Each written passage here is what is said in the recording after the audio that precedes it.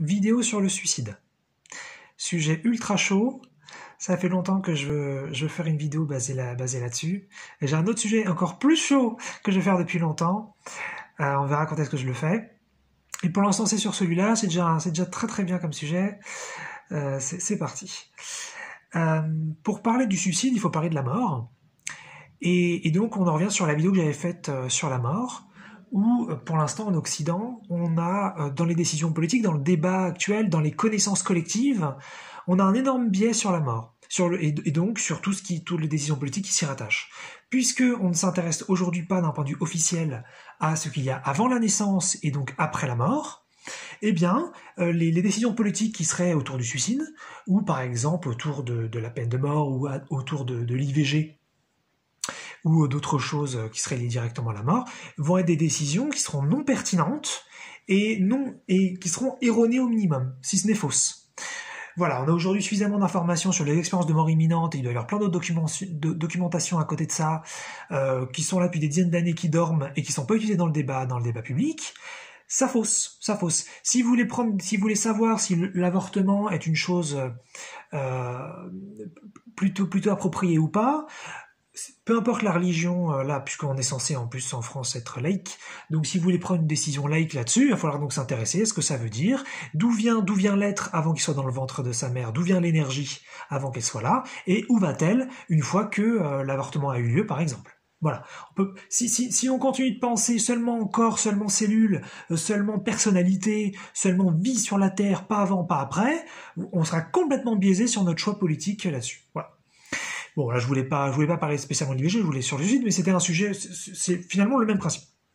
Donc, pour parler de suicide, c'est pareil, il va falloir s'intéresser à la mort, sinon on sera complètement biaisé. Donc, je vais donc essayer de prendre en compte un petit peu les deux. Donc, ça nous amène sur la moralité par rapport à la mort qu'on a en Occident, et donc, par exemple, en France. Donc, le suicide, ça a un côté très très mal vu. C'est un côté très mal vu et en même temps c'est un côté triste. Donc c'est un truc un peu bizarre où à la fois les gens qui se suicident, on trouve ça hyper triste, on trouve que c'est un des pires trucs qui puissent se produire puisque n'ayant pas de connaissances sur la mort, on ne sait pas. On ne s'intéresse pas, donc on ne sait pas vraiment. Voilà, on pense forcément que c'est le néant, que c'est terrible, et que derrière il y a rien pour eux de bien. Donc, fallait forcément qu'ils restent en vie. Donc, c'est super triste. Et en même temps, il y a un côté un petit peu bizarre, donc un mal vu, un peu interdit. Ou si vous dites par exemple, moi je pense à me suicider, ou je connais quelqu'un qui a envie de se suicider et je pense que c'est une bonne chose. C'est pas entendable. C'est pas entendable. C'est-à-dire qu'il y a un double truc, quoi. C'est-à-dire d'un côté, c'est très triste si vous mourrez, si vous vous suicidez, mais de l'autre côté, si vous souffrez trop et que vous avez envie de vous suicider, on vous dit non, ce n'est pas la solution. Tu dois faire autrement. Mais si on souffre profondément et qu'on s'en sort pas et qu'on n'a pas forcément envie, qu'on n'a même plus l'énergie, parce qu'il y a des gens qui tombent dans cette catégorie, qu'on n'a même plus l'énergie finalement d'aller chercher des solutions. Pourquoi le suicide dans ce cas spécifique ne serait pas, en tout cas, une option, ne serait pas forcément la solution, mais une option valable. Et non, il y a quelque chose où c'est pas envisageable. Donc, c'est quelque chose de bizarre. Il y a un rapport à la mort qui est très très très très étrange, où c'est pas clair, tout ça n'est pas clair.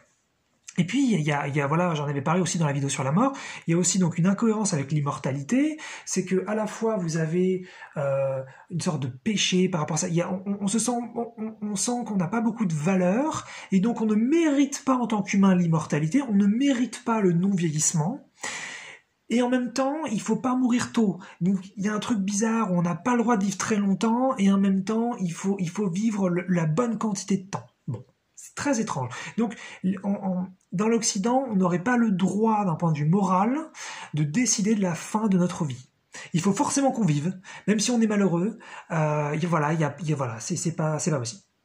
Et donc ça nous amène évidemment sur la légalité, c'est que, à part en Suisse, je crois, et puis peut-être dans d'autres pays où là je ne serais pas au courant, le suicide n'est absolument pas aidé.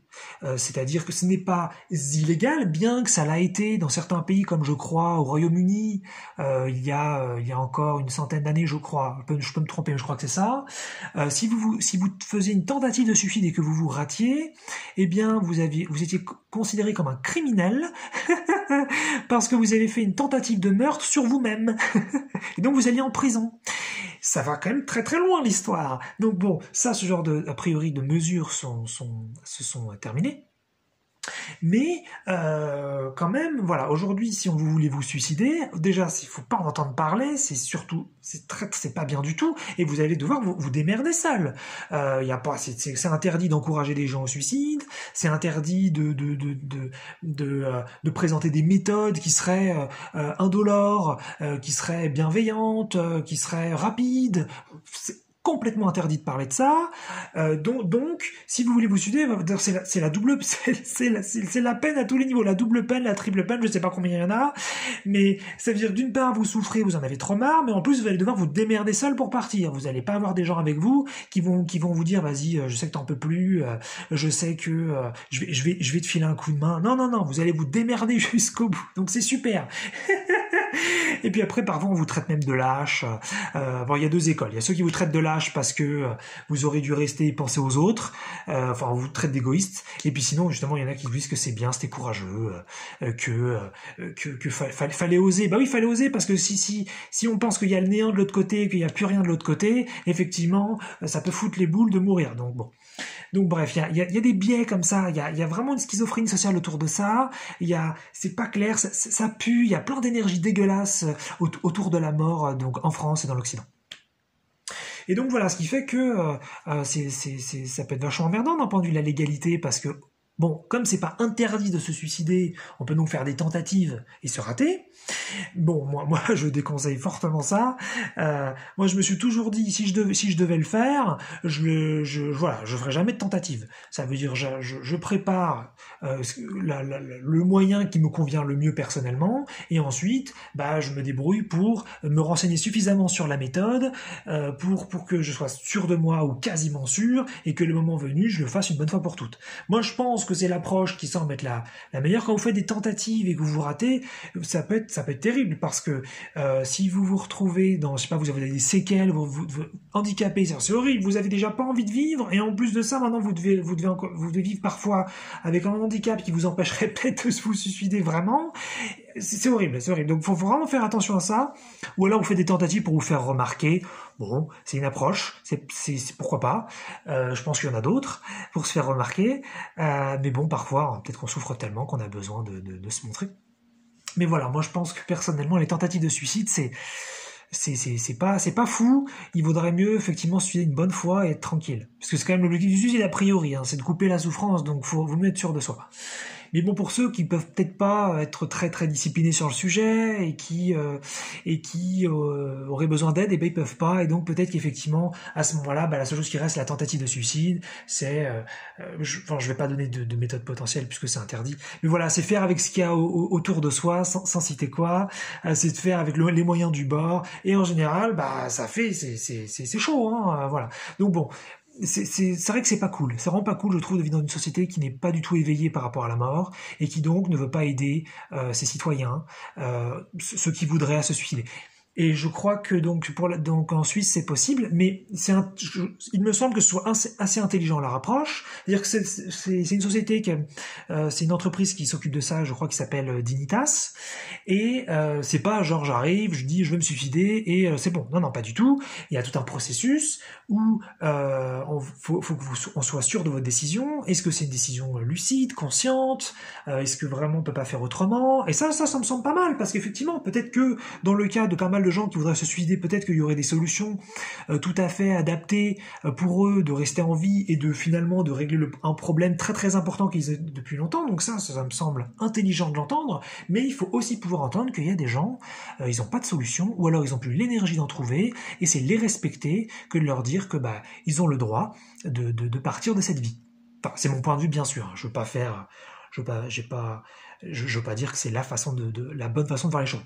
Moi, je suis pour une liberté sur tous les sujets. Donc évidemment, Euh, je suis pour le suicide assisté, accordé, mais un suicide éclairé, voilà, éclairé, conscientisé, et puis voilà, avec aussi donc des connaissances sur la mort. C'est-à-dire la personne peut-être qu'elle connaît rien sur la mort, elle a envie de se suicider, il faudrait pouvoir aussi qu'elle se renseigne sur ce que ça veut dire, sur a priori ce qu'elle va rencontrer de l'autre côté, au minimum des probabilités des hypothèses, voilà. Ça me semble important. Et donc, bah voilà, donc c'est vrai que c'est compliqué parce que déjà c'est mal vu, il y a un côté interdit. Après, voilà, on souffre soi-même et en plus de ça, on se culpabilise parce qu'on se dit ah oui, mais il faut que je pense aux autres, alors que là, il s'agit de penser à soi. C'est nous qui souffrons, c'est nous qui avons envie de partir. On part pas pour faire du mal aux autres, on part pour se faire du bien à soi. Donc, s'il y a bien un moment où on a le droit de penser à nous, c'est bien celui-là quand même. Mais bon, voilà. Et puis en plus, on n'est pas aidé. Et puis ce qui fait que parfois, on fait des actes très très violents envers nous-mêmes. On va faire sans citer de méthode, on peut faire des choses donc qui vont être très douloureuses. Enfin, vraiment, il y a vraiment un truc qui est pas adapté là-dessus. Et puis aussi, un des avantages qui serait de rendre ça assisté, aidé, bah, c'est qu'on n'aurait pas des gens qui restent foutre devant des trains dans le métro, ou qui se retrouvent, je sais pas, qu'on retrouverait écrasé quelque part, ou mort d'une façon sanglante quelque part. Ah oui, parce qu'à un moment donné, les gars, ils font avec ce qu'ils ont, quoi. Donc si on pouvait les écouter et leur proposer à la fois les deux choses, soit de ne pas se suicider parce que il y a toute une approche qui existe qui va pouvoir leur apporter potentiellement une solution, ou alors une solution de suicide qui serait donc indolore et qui serait adaptée à ce qu'ils veulent, ça pourrait être chez eux, dans leur confort, tranquillement. Quelque chose, voilà, de délai. En tout cas, moi, ça me semble important. Voilà, je pense qu'on est dans une société qui est encore assez primitive sur le sujet, qui ne veut pas s'intéresser encore à la mort, qui pense que c'est forcément mal de mourir, et que se suicider, c'est forcément égoïste ou mal vu, et qu'on peut forcément faire autrement. Et je pense que c'est rigide comme approche, même si parfois on peut faire autrement, absolument. Et donc, il faut pas se suicider en 2 temps 3 mouvements dès que ça va pas. C'est pas du tout l'objectif non plus. Mais c'est ça, hein, une société, je pense aussi de conscience, une société de nuances, une société de possibilités, une société d'options, et non pas une société qui va que dans un sens. Voilà. Et maintenant, on en arrive sur la partie un petit peu plus spirituelle, où justement, c'est pas forcément rigolo, parce qu'il y a d'une part la société donc non spirituelle en Occident qui va contre le suicide en grande majorité, et puis en spiritualité, on n'est pas très aidé non plus. Puisqu'en fait, en spiritualité, si vous prenez par exemple la religion catholique, ou je pense d'ailleurs les autres religions monothéistes, vous avez une interdiction spirituelle. On vous dit, si tu te suicides, tu vas en enfer. Donc, tant pis pour ta gueule, tu vas souffrir toute ta vie comme un porc, et il va falloir que tu attendes la fin de mourir de façon naturelle, ou par un accident, ou par une maladie, parce que sinon, c'est l'enfer. Donc vachement sympa, quoi, vachement libre, le truc qui encourage beaucoup, quoi, parce que pour ceux qui ont des doutes, peut-être qu'il y en a, peut-être qui croient pas du tout à l'enfer comme moi, mais il y en a peut-être qui se disent oh, je sais pas, putain, c'est chaud. Putain, le suicide c'est même plus une option, quoi, parce qu'on va peut-être pas prendre le risque d'aller en enfer et de souffrir pour l'éternité. On se dit bah il vaut peut-être mieux que je souffre terriblement sur terre le temps de ma vie, et puis bon bah après au moins je j'irai au paradis potentiellement. Mais qu'est-ce que c'est que ces façons de voir les choses? Faut arrêter avec ces énergies divines qui nous demandent de souffrir sur terre, c'est n'importe quoi. Enfin bon, donc bon, l'interdiction spirituelle c'est pas évident. Et puis ensuite quand vous allez vers la spiritualité laïque ou spiritualité émergente, vous avez donc il n'y a plus d'interdiction spirituelle, mais vous avez une obligation de continuité. Ça veut dire, on vous dit, tu as le droit de te suicider, mais si tu te suicides, et que tu n'as pas accompli ta mission de vie, et que tu n'as pas appris les leçons que tu devais apprendre, tu vas devoir te réincarner et recommencer. Vachement sympa ça aussi, hein. Ça donne envie, on se dit putain je me suis fait chier dans cette vie à apprendre telle leçon et j'ai pas réussi, et si je me suis, il faut que je recommence. Oh là là. Et ça c'est quelque chose qui revient beaucoup en spiritualité, ce genre d'obligation un petit peu. Ça fait partie des petites incohérences aussi spirituelles, donc ça c'est dans la continuité de la vidéo juste d'avant sur le sujet. Voilà, donc voilà, c'est pas évident de découvrir un courant spirituel qui serait cohérent et qui vraiment proposerait une vraie liberté et vous dirait que si vous n'êtes pas bien sur Terre, c'est ok, vous pouvez vous en aller, c'est cool, vous êtes libre de votre existence et vous pouvez tout à fait tout décider. Non, il y a soit c'est interdit, c'est pas bien, va falloir revenir, va falloir finir des trucs, va falloir apprendre des leçons. Alors vous avez même pas forcément envie d'apprendre des leçons. Pourquoi faut-il apprendre des leçons? Pourquoi faut-il faire des choses? Pourquoi ne peut-on pas juste décider pour nous-mêmes? C'est comme ça, on peut pas faire autrement. Bon, d'accord. Donc ça aussi, ça fout la pression. Il faut quand même beaucoup d'expériences spirituelles, comme je trouve en avoir, après ça se discute bien sûr, pour pouvoir sortir de ces autorités divines, ces autorités sociétales, ces autorités quelconques extérieures à nous, à vous, pour pouvoir se dire, bon, je pense comme je pense, j'ai le droit de ce à quoi j'ai le droit, et je prends les décisions qui me concernent. C'est pas évident du tout, hein. Quand vous avez des grandes autorités, des grandes forces comme ça qui pensent d'une certaine façon, et que vous n'avez pas encore votre maturité et suffisamment d'expérience et votre autorité propre, vous avez tendance à vous dire, ah ouais, mais si ça y est à l'enfer, ah ouais, mais si je dois me réincarner, ah oui, mais de toute façon, si c'est égoïste parce que les autres ils vont souffrir, et puis de toute façon de l'autre côté c'est le néant, et puis voilà, puis tout le monde me dit qu'il n'y a rien de l'autre côté, c'est pas évident. C'est vrai que c'est difficile aussi de vraiment être accompagné sur ça. Moi, je voulais faire aussi une vidéo là-dessus pour vous dire que si vous avez envie de vous suicider, je ne peux pas vous conseiller de le faire puisque c'est interdit, mais je trouve personnellement que c'est une envie absolument légitime, voilà. Maintenant, je pense qu'ensuite ça doit être fait en conscience, savoir vraiment ce que ça veut dire, puisqu'on n'a pas encore une liberté totale sur Terre où on aurait. Moi, je suis pour une liberté qui serait de pouvoir aller de l'autre côté et revenir. Or aujourd'hui, si vous vous suicidez, vous ne pouvez pas revenir dans ce corps, dans cette personnalité-là. Moi, je pense qu'on devrait pouvoir faire les allers-retours de l'autre côté. Ça permettrait d'avoir de la conscience sur ce qui se passe de l'autre côté, de pouvoir sortir de notre corps, revenir quand on en a envie.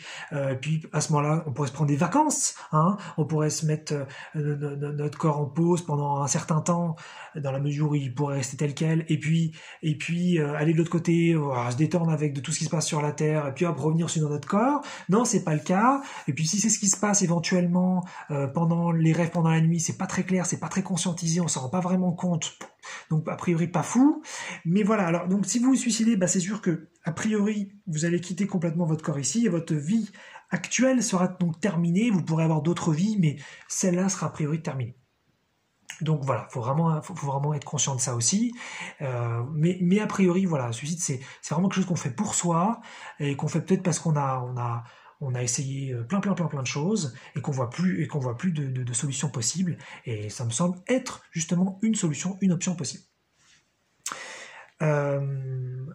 Autre chose dans la continuité de l'interdiction spirituelle et de l'obligation de continuité dont j'ai parlé avant, il y a un système un petit peu bizarre avec la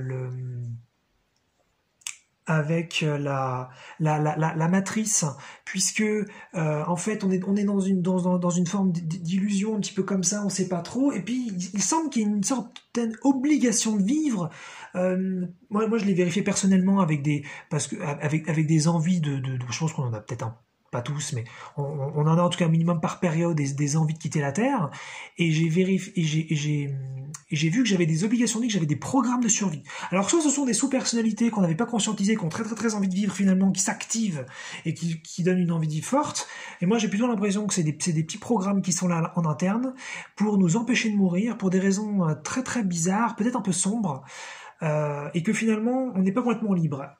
De toute façon, c'est comme beaucoup de choses. Quand quelque chose est vraiment super, quand quelque chose est vraiment génial, vraiment fabuleux, il n'y a aucune raison de le rendre obligatoire. En général, quand vous rendez un truc un petit peu obligatoire, c'est que c'est pas si ouf que ça, c'est pas si terrible que ça. Donc, c'est bizarre d'avoir des programmes, je pense, de survie, où cet ego interne qui a très envie de survivre à tout prix, qui a très envie surtout de ne pas mourir, c'est un peu bizarre. Donc je pense qu'il y a peut-être une forme d'obligation de vie sur Terre pour qu'on reste un certain temps, mais c'est pas complètement cohérent, ça tient pas complètement la route, puisqu'on vieillit et qu'on finit quand même par partir. Je sais pas. Mais bon, en tout cas, je suis personnellement pour une vraie liberté, une liberté de vie, une liberté de mort, éclairée, conscientisée, et ce, voilà, quand on le souhaite. Ça soulève aussi une autre question. J'avais fait une vidéo sur la lutte, et il y avait quelque chose que j'avais pas forcément dit, que je vais dire là sur le sujet qui va être pertinent. C'est que on a cette obligation de vivre, le fait que le suicide soit interdit spirituellement, ou interdit moralement, ou pas aidé par la société, donc c'est pas très encourageant. On doit lutter. C'est-à-dire que si en plus déjà vous souffrez, vous allez devoir lutter pour aller bien. Et ce qui est lié à la lutte, c'est cette question de légitimité, cette question du péché originel un petit peu. C'est est-ce que vous êtes légitime à votre liberté? Est-ce que vous êtes légitime à avoir une existence sans lutte? Est-ce que vous devez mériter des punitions? Est-ce que vous devez mériter de la douleur? Est-ce que vous devez mériter des problèmes, mériter des challenges? Ou est-ce que justement vous pouvez vous méritez de base la liberté, l'abondance, la facilité, le bonheur, une aide, une communication?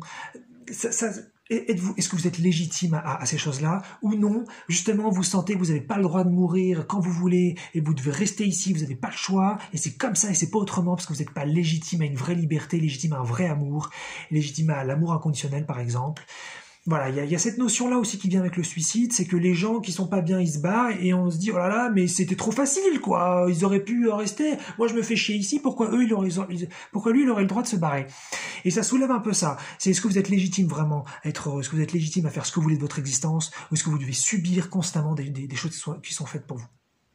Et on en arrive sur un dernier petit point en continuité, c'est que pour tous les humains qui ont eu des vies détruites, qui se sont suicidés, mais c'est pas une majorité d'humains bien sûr. Mais en revanche, il y a, je pense, des dizaines de milliards d'humains, qui en continuité sur des milliers d'années, qui ont des vies détruites, qui ont eu des vies qui n'étaient pas souhaitées, en tout cas par des sous-personnalités conscientisées, et qui ont demandé de l'aide et qui n'en ont pas reçu.